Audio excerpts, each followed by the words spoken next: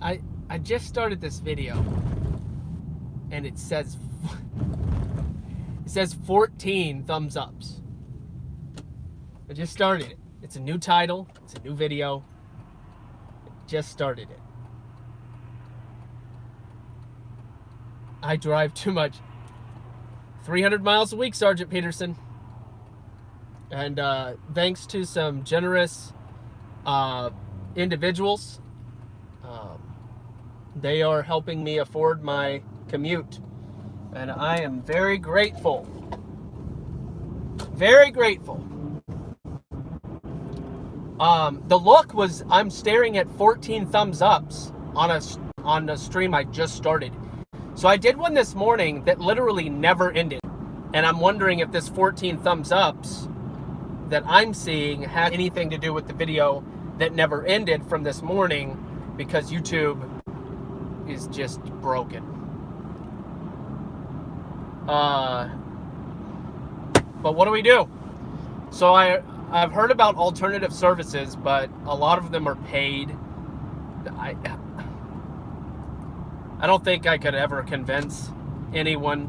Well, not anyone, but YouTube works because it's free, and then people voluntarily contribute, and I appreciate that model. I appreciate that model, and I like the idea of a paid service that has quality content. I do like that too. I just know that just by nature of things, it's not going to have nearly as much attention and accessibility. You can't just be like, hey, I want to share this video with a friend. Oh, you don't have the service. Oh, well, never mind. That's part of what makes YouTube's popularity so massive. So, what do? Unless you bought YouTube. What if we bought YouTube? I mean, they're losing money anyway. What if we bought YouTube?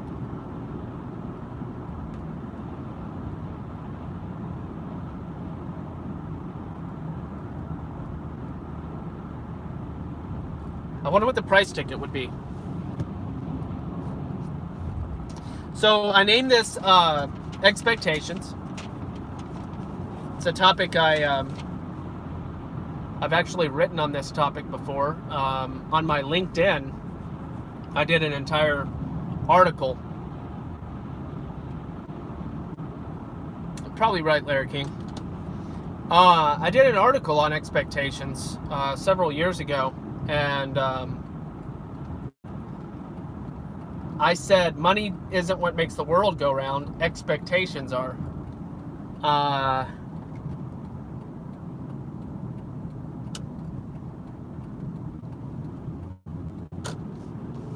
So here's what I thought was interesting. The idea occurred to me that what would happen if, hey, hello. What would happen if they shut down Gmail?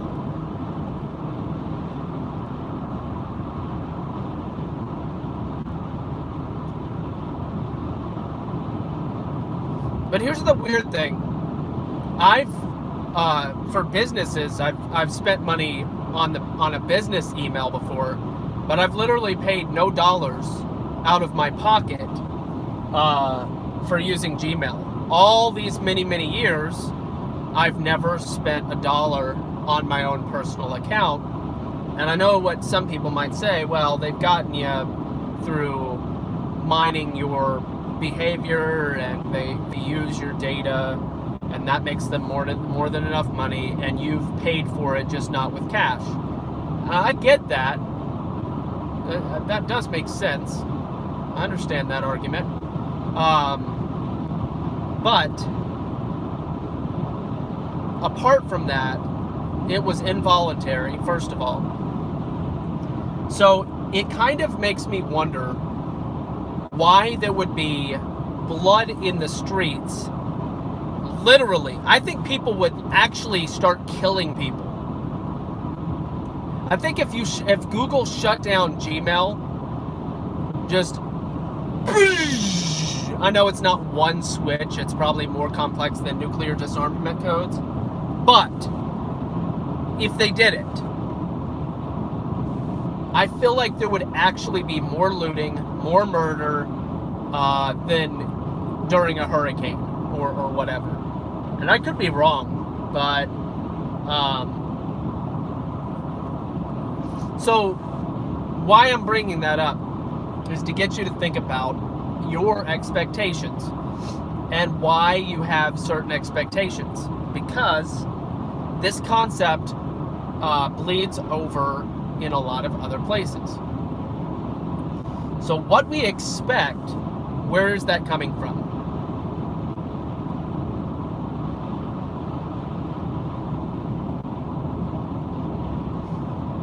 Yeah, I don't know anything at all about CERN. Nothing at all. Which means I just haven't caught up with it.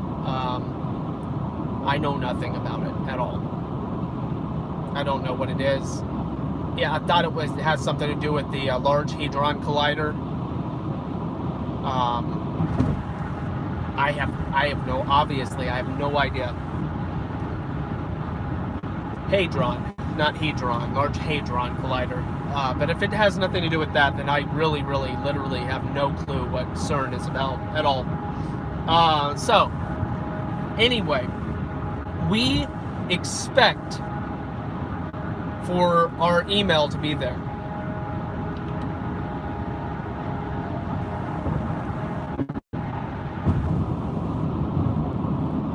It's interesting. I'll have to look into that. We expect for our emails to be there. Why do we have that expectation? So this kind of goes alongside a couple of other discussions I've had regarding lies, regarding, expectations. Just, I've framed it in other ways. So for instance, if we know that the world is fallen, when somebody does something that is horrible, evil, vile, wicked, it should not surprise us.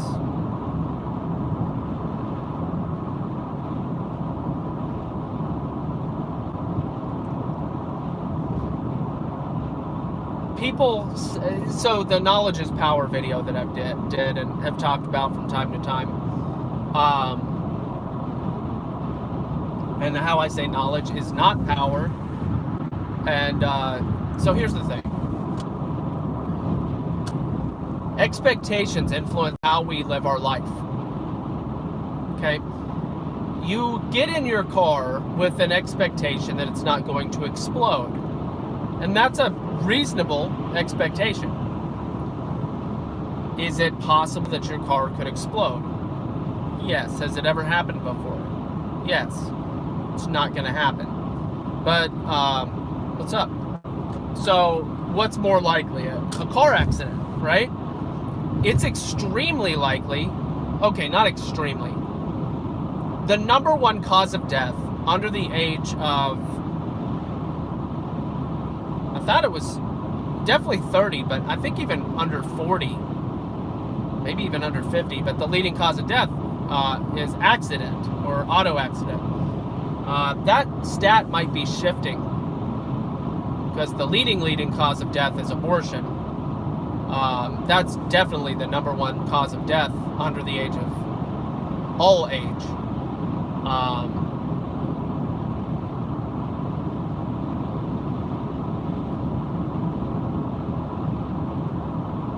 So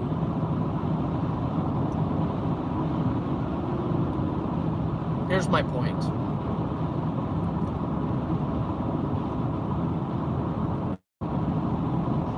I got distracted by the billboard. If you're wondering why I'm so silent right now, I can't get the thought out of my head. Your mother chose life, shouldn't you? It's a good message. There's a lot of pro-life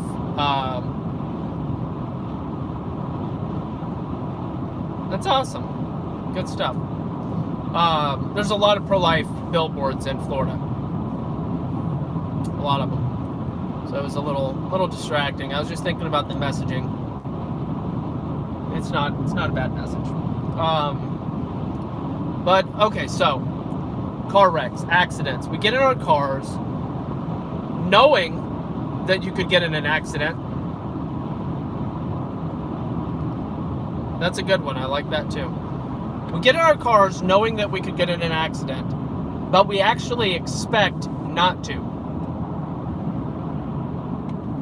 And it affects our behavior. Okay? It affects our behavior. If you expect for a relation, let me make it, some of you might relate to this more. If you expect for a relationship to fail, yeah, it's probably going to fail. If you expect for,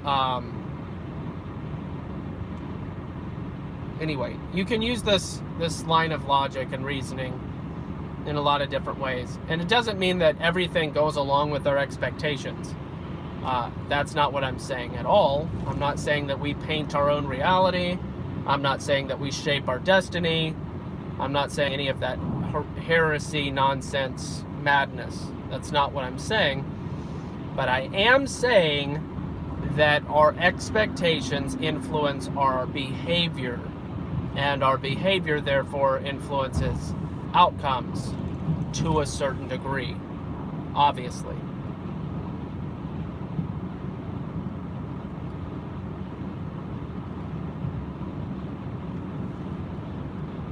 I read not to Rogan up until end or 3/4 over. It messes with algorithm. Oh, okay. I was trying to understand what you were saying. Vids don't get counted when measuring. Forget exactly the whole explanation. That's weird.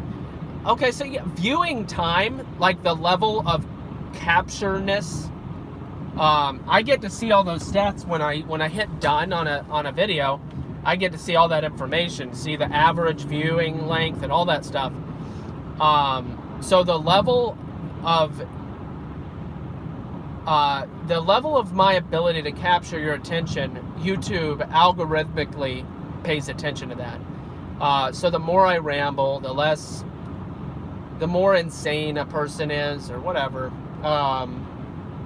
or just uninteresting or boring or whatever, it affects how their algorithms work and all that stuff. They're using pretty good math science in, I say pretty good, because Google, I don't know. I don't want to give them compliments, but I think that there's probably some good math in there. Anyway, expectations affect your behavior. Behavior affects your outcomes. So here's my point is sometimes we need to question and evaluate our expectations. That's my point. I know that there's people here right now, and it says 0, and it says 14 thumbs ups, and it's broken. Today, it's broken for me, and I have no power to do anything about it. But let me tell you something about expectations. So when I started doing this, and you'll see my video if you want, Blonde Privilege, it's how I started live streaming. It was my entrance into the concept of recording myself and the ideas that I have. And when I started, I knew that there would be no one. I knew that. I expected no one. And then I just kept doing it. And I didn't necessarily expect to ever have even as many people are here now, because I'm a logic guy. It's said mostly because I'm genuine. I don't try and trick anyone, and people buy me. They buy the sincerity and the honesty and the logic. They don't buy the I don't do the whole trickery, let me tug at your heartstrings and all that stuff, because I'm not, yeah. That's why when Owen's talking about wizardry, I'm like, oh, I know wizards. I know them very quickly. Very quickly. Everybody's a wizard to me. Everybody is a wizard. until everybody in my mind is guilty until proven otherwise. Well, that's really hard. No, I'm not a trusting person.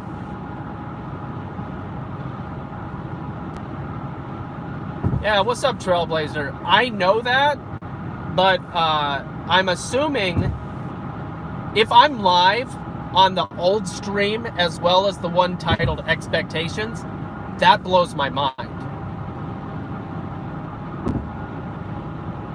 Well, it's not just that. There's a biblical mandate and precedent. It's a mandate. I know that's a funny word. I think Baldylocks made fun of that word.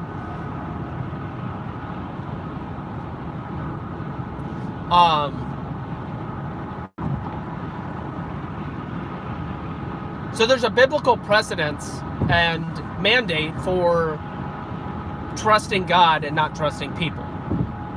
Okay? So, again, if this is live in 2 places right now, that would literally blow my mind. I would not understand. Yeah, I know it shows me live on the other one, but is this actually showing up on this morning's stream as an appendant, like an appendage or something? Because if that was the case, that would be insane. Like 8 hours later, that would be insane. Yeah, circle of death. Fine. That's what I thought. That's fine. It's whatever. It's fine. Everything. It's fine. Everything is fine. It's. I do make myself laugh. I am goofy. I'm kind of strange like that, but it's funny to me, and I've explained why it's funny, but it's all good. So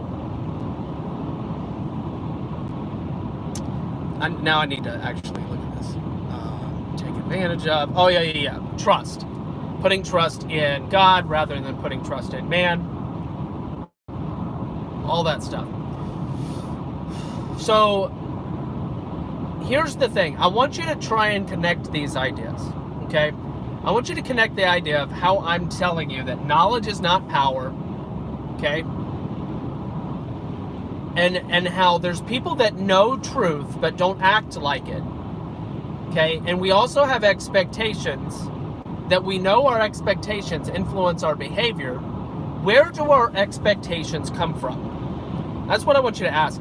Yes, this is kind of mid-level philosophy right now. Low to mid-level philosophy. But ask the question, why do I expect to drive from point A to point B and not get in a car accident? Well, I know I'm a good driver. I think that I'm going to have good reaction times. I feel mostly in control of the situation.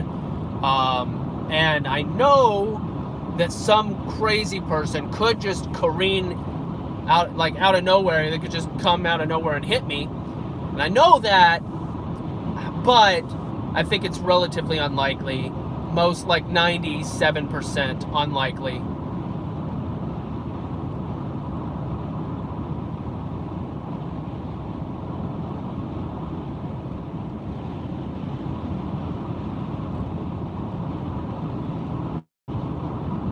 Well, thank you for the positive comments.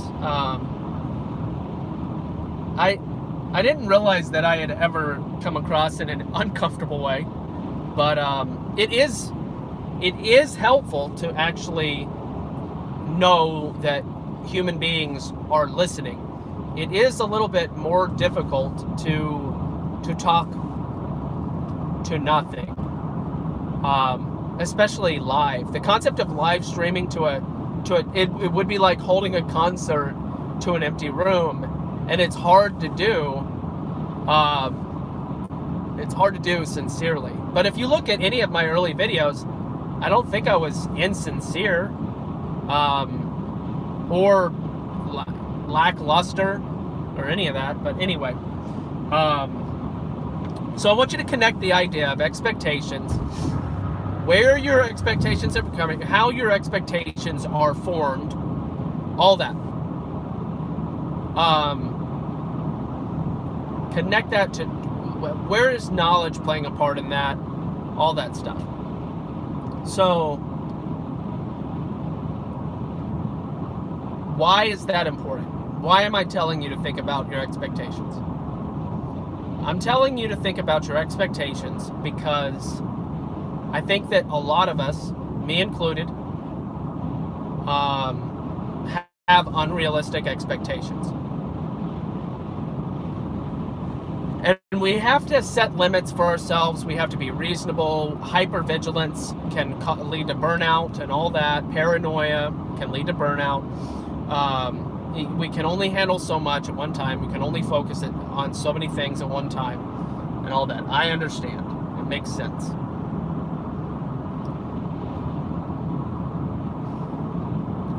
However, are there any expectations that you have that aren't helping you, that are keeping you from doing the things that you want to do, doing the things you believe you should be doing? Let me give you a good example. I'm just going to ask questions primarily, okay? How do you think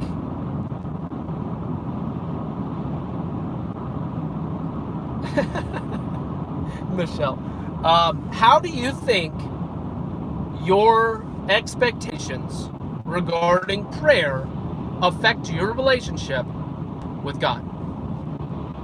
It's a question. How do you think your expectations regarding prayer are affecting your relationship with God?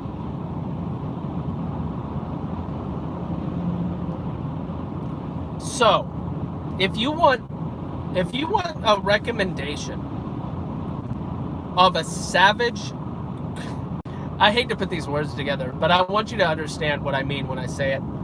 I don't know why it dims out like that. It's just so weird. It makes me just wonder what's going on.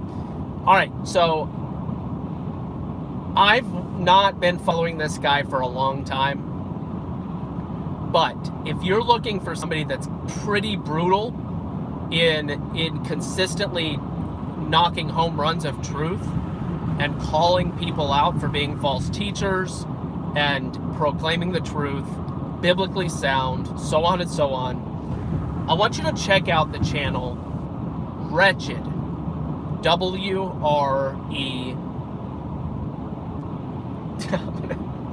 Oh no. I think there's a T. W-R-E-T-C-H-E-D. Wretched. Hey! There is an incredibly important person in the chat. I want to introduce the woman of my dreams. The most important woman I know.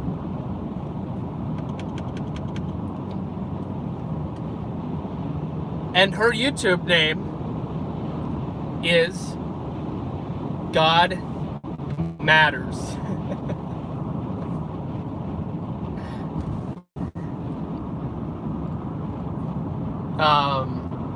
So she came to hang out. That's nice. That's a first. No, she's seen my videos before, but she typically thinks that I might be talking about nonsense. Not really, but she keeps me sharp. She keeps me sharp. It's my wife, guys. If you're getting confused about the context of what I'm saying, but yeah, God Matters. That's her birth name. Just like Gospel Bearer is my birth name. That's not true. I'm being facetious, obviously. So yeah, definitely say hi to her. We're gonna be doing our Q&A tomorrow evening, and the topic is going to be on how to pick a church, how to hunt through the ones that don't get it. I'm just trying to say it as kindly as possible, in a kind of coded kind of way. Some churches just don't get it, and you want to go to a church that gets it. That's all I'm saying. And no church is perfect. Everybody needs to remember that.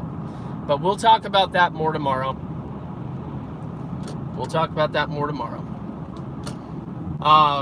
That's part of the 250 subscriber celebration. So it's exciting. It's good stuff. Let's see. So let me see how I can recap here. We've got expectations, and how are your expectations impacting your life in a negative way? Do you have any expectations that are benefiting you, on the other hand? You can think about that for a moment. Let's see if I can, in a matter of this red light that I'm stopped at, see if I can come up with an expectation that actually benefits my life. Oh, okay. Great. Especially because the wife is here. My wife, not the wife. She's the wife, but she's my wife. All right. So I have an expectation that when there is conflict, when I have a disagreement in my marriage, I have an expectation that we will resolve that conflict. That expectation benefits our relationship tremendously. We've discussed it. Yes, my wife and I actually discussed the philosophy of our relationship and how and why we get it, and how and why we're having a good marriage, and it's because of certain expectations that we have. And sometimes we don't meet each other's expectations, and those are the sad days. They're not days, they're moments. Sometimes part of days. But anyway, expectations. So I'm not saying all expectations lead to not helping your life, but you should question your expectations. Ask, where are they coming from? Why are they there? And in a lot of cases, we need to reshape our stream's breaking up for me too. You start talking about a healthy marriage, and all of a sudden you talk about a healthy marriage, and YouTube is like, wow, can't have that. You're trying to disseminate positivity, and you're trying to tell people about how to have a successful marriage. YouTube is like, oh no, we cannot have a successful marriage conversation on our platform. That might lead to something.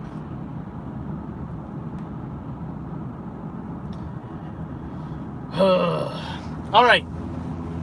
So, what is another that you know is your expectation? Let's see.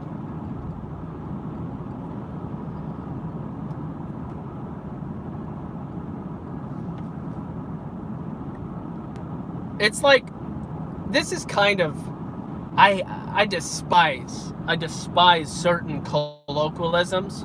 I really do. And one of them is, be true to yourself. However, colloquialisms and stereotypes and all these things, they do exist for a reason.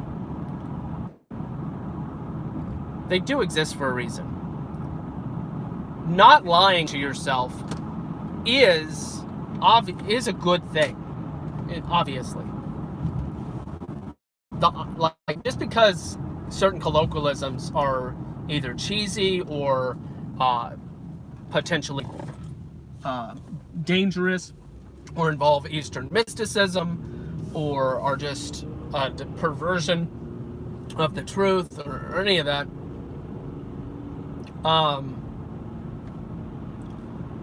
But in regards to expectations, that phrase kind of comes to mind. So I was thinking about food.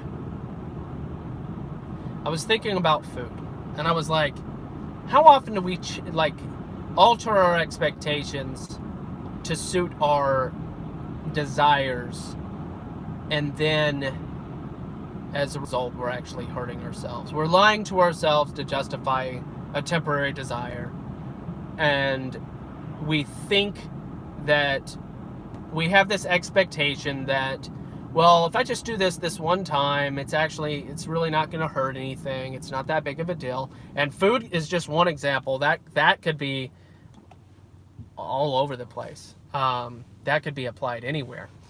But yeah, that's a good phrase in regards to expectations, for sure. Yeah, and the Bible talks about how we need to place our hope. The Bible there's verses specifically about love and hope, what love is, and how it's associated with hope. So, and that hope is obviously part of expectations. But I was just thinking in regards to how sometimes we can be lying to ourselves, and based on some type of permission that we are giving ourselves. Articulate this in regards to connecting this back to the concept of expectations, y'all. So I want you to think about that, what I just said, and I might go out. This is part of the area that the stream was having a problem, so I'm gonna have to really pay attention. But if I'll repeat myself if it goes out. But I want you to think about the concept of how we ignore the small things, and we think that the small things don't matter, and we have phrases like "don't sweat the small stuff," right? And in as much as that may be true, that we shouldn't sweat the small stuff, because there's Bible verses that support that, obviously. For example, don't toil and worry about what you're going to eat. Don't toil and worry about what clothes you're going to wear. The lilies of the field and the birds of the air. Look at the flowers, they're clothed, and look at the birds, they're fed. They don't have to worry about it. God provides. Okay? And how much more will he provide for us? There's verses about that. So I get it, but here's the other side. That's talking about worry. That's talking about worry, and that's important. That's important. That's a distinguishing difference, is what I'm trying to say.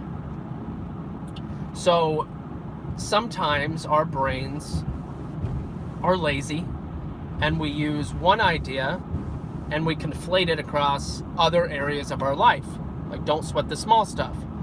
Oh, well, you just did this little thing. And that's why people get a false concept of who should go to heaven and not. Or like, oh, they weren't that bad of a person. It's a little, just a little bit here and there, right? And that's what I'm referring to, is sometimes we fool ourselves to think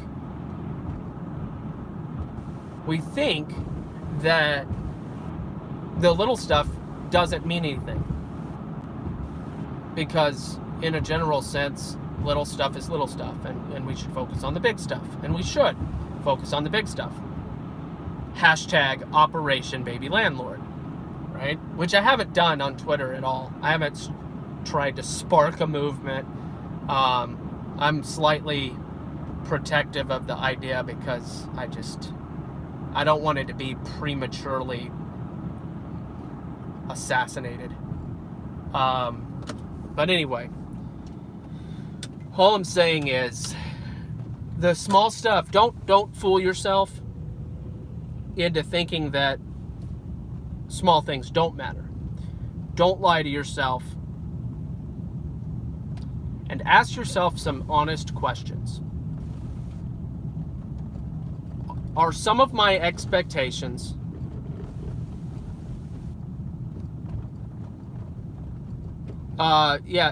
Baldy Locks, if you can just do a short little chat to explain what Operation Baby Landlord is. It looked like somebody had a question there. So, I'm home, obviously.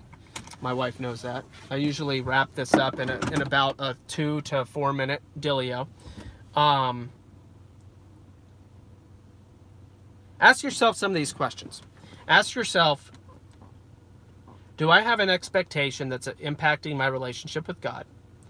And what can I do about it? And if you have no idea, you like ask that question, you're like, well, I'm thinking about it, but that's not helping because I have no idea where to start. That's okay. That's a great thing to pray.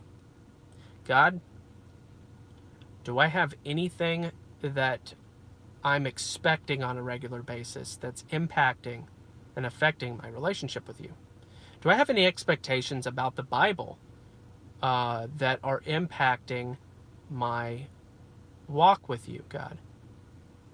For instance, if you expect to learn everything that you need to know from the Bible, this is an expectation that some people have.